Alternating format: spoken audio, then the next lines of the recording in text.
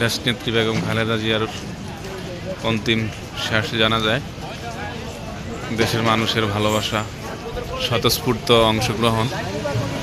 এখানে যাচ্ছে সবাই যার যার নিজস্ব উদ্যোগে, পায়ে হেঁটে, যেহেতু রাস্তাঘাট ব্লক বন্ধ, গাড়ি বন্ধ, কিছু করার নেই।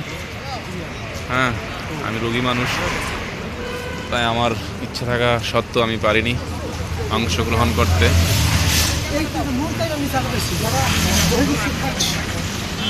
সেনাবাহিনী প্রতি রাস্তার মোড়ে মোড়ে ব্যারিকেড দিয়ে রাস্তা ব্লক করে দিয়েছে।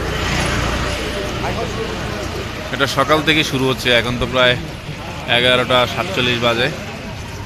সকালে আরও বেশি ভিড় ছিল, যেহেতু 2:30 বাজে জানাজা। তো সবাই চেষ্টা করতেছে দল মত নির্বিশেষে আপসীন নেত্রীর জানাজা অংশগ্রহণ করার জন্য। আমার ইচ্ছা ছিল, বাট আমি শারীরিকভাবে অসুস্থ। সরকারি যেহেতু বন্ধ, চাইলে অংশগ্রহণ করতে পারতাম, শারীরিকভাবে অসুস্থতার কারণে পারতেছি না।